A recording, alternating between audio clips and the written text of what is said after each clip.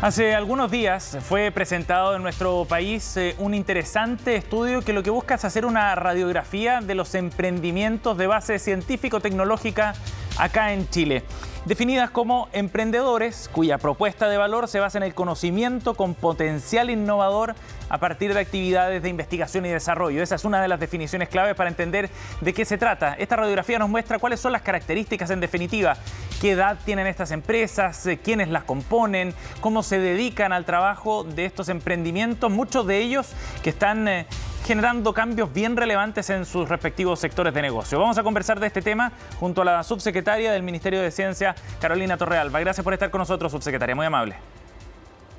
Hola Sebastián, muchas gracias por la invitación a conversar de este tema. Subsecretaria, bueno, ya vamos a algunas características de este estudio. ¿En qué consiste y cuál es el objetivo principalmente? ¿Cuál es el objetivo de este estudio de caracterización?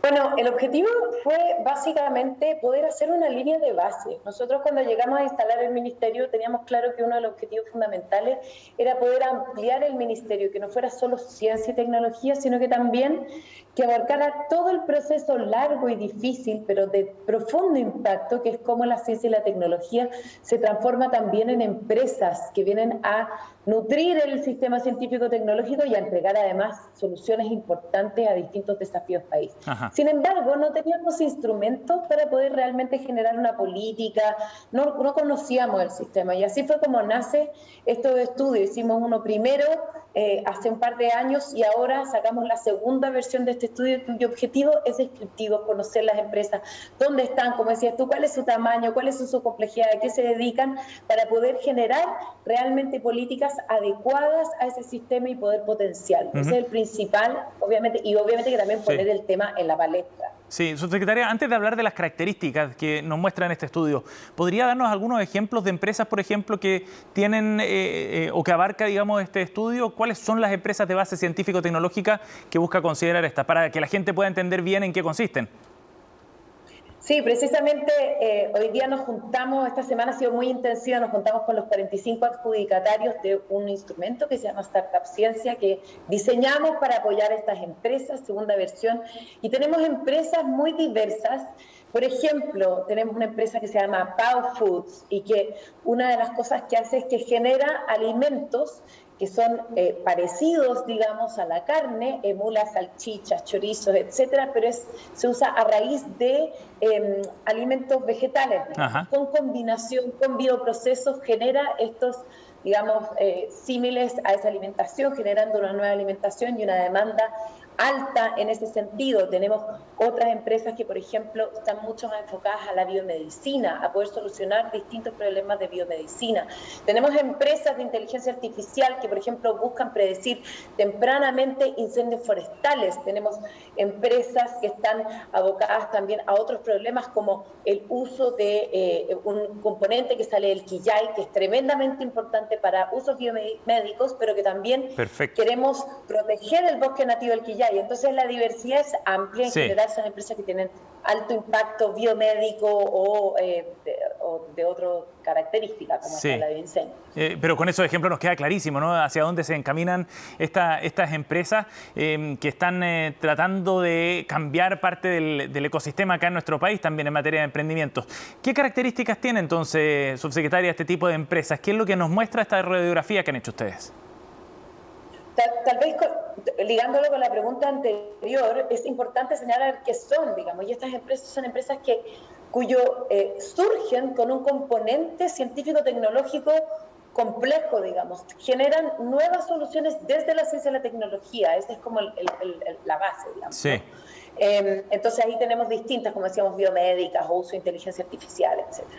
Estas empresas en Chile, lo primero que nosotros nos dimos cuenta es que existe un grupo importante, porque muchas veces hay gente que cree que son 2 o 3 las que salen en los diarios, pero tenemos un grupo que puede ser alrededor de unas 600, 800 empresas que existen en nuestro país. Esto es una estimación en base a los 2 estudios que hemos hecho.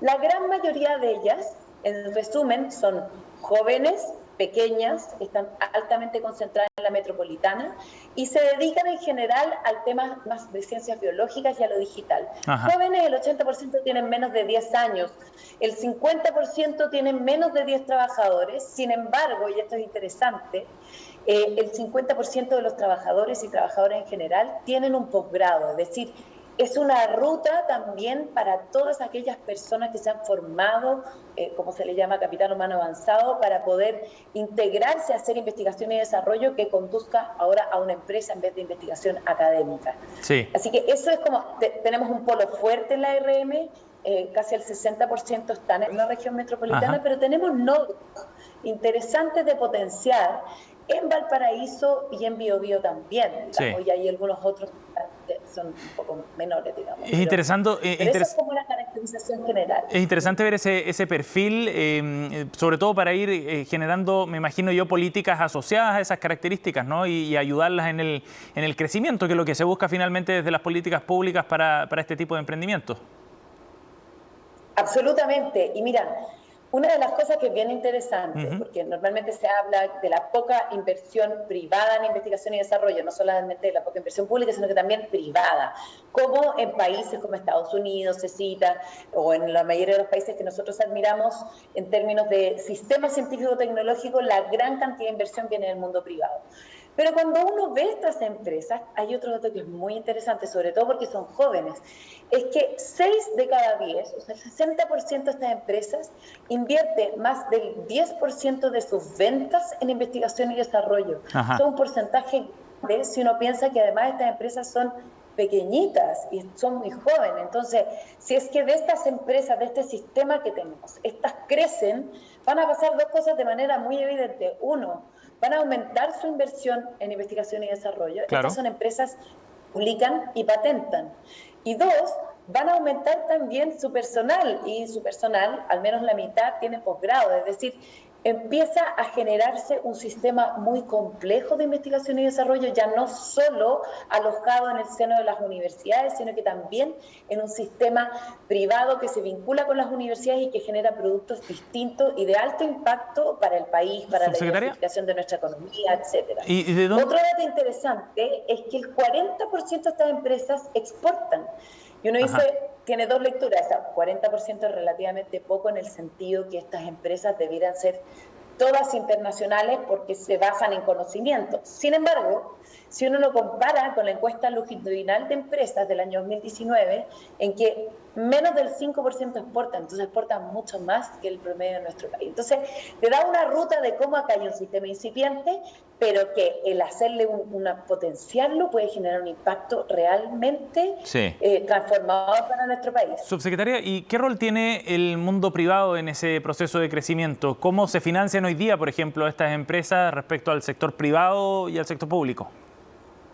Claro, es súper buena pregunta esa. Nosotros en nuestra política desde el Ministerio de Ciencia es acompañar y generamos un instrumento de apoyo que se llama Startup Ciencia, que es para las primeras etapas, esas primeras etapas en que el riesgo es muy alto y normalmente el privado no lo corre, digamos. Entonces nosotros le ayudamos a ese primer empujón, que es muy necesario, con financiamiento que va un poco más de un año y que les permite realmente escalar esto sin tener que contar inmediatamente con financiamiento privado. Sin embargo, de ahí es fundamental que entre en el sector privado, sobre todo porque el sector privado los ayuda a generar modelos de negocio que realmente sean exitosos y no solamente de validación de la tecnología.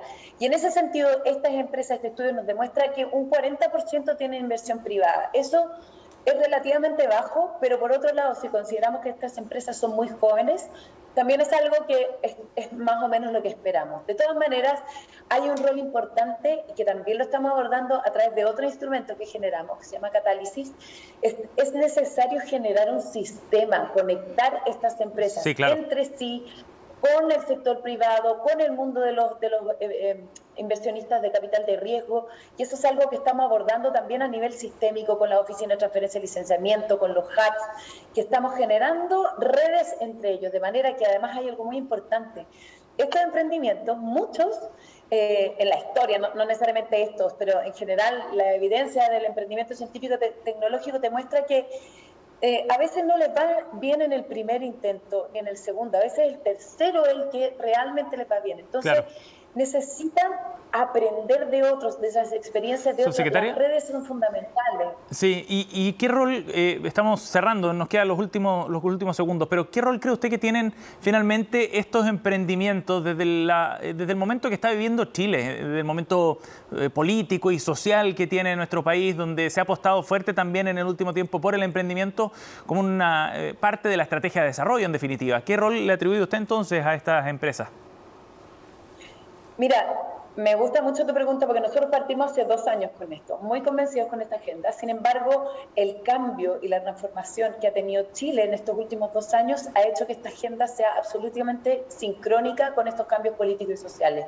Hemos visto cómo en estos 2 años el tema está cada día más presente en la palestra. La pandemia ayudó mucho a eso, a entender que básicamente todas las soluciones a los problemas complejos que vamos a enfrentar en el futuro, la gran mayoría de ellas van a tener un componente científico-tecnológico alto. Entonces, no solamente necesitamos desarrollar ciencia, necesitamos tener una masa crítica de personas que sepan transformar esa ciencia y esa tecnología en una respuesta concreta a nuestra sociedad. Ajá. Esto nos va a permitir generar industrias más sostenibles con el medio ambiente, que puedan reaccionar rápido a eventos complejos como la pandemia, como la sequía. Entonces, este pequeño sector que tenemos es fundamental poder potenciarlo porque realmente va a ser lo que nos va a dar una llave maestra para poder solucionar distintos temas. Y lo otro interesante es que en el sector, digamos, es bastante transversal políticamente la necesidad de apoyar este tipo de emprendimientos. Así que creo que estamos en un buen pie para poder fortalecer este sistema. Bien, subsecretaria Torrealba, gracias por conversar con nosotros acá en CNN, muy amable. Muchas gracias, Sebastián. Bien, los detalles de esta radiografía, si ustedes quieren ver más datos específicamente respecto a la caracterización de este tipo de emprendimientos, pueden verlos en el sitio web de la Subsecretaría del Ministerio de Ciencia y Tecnología.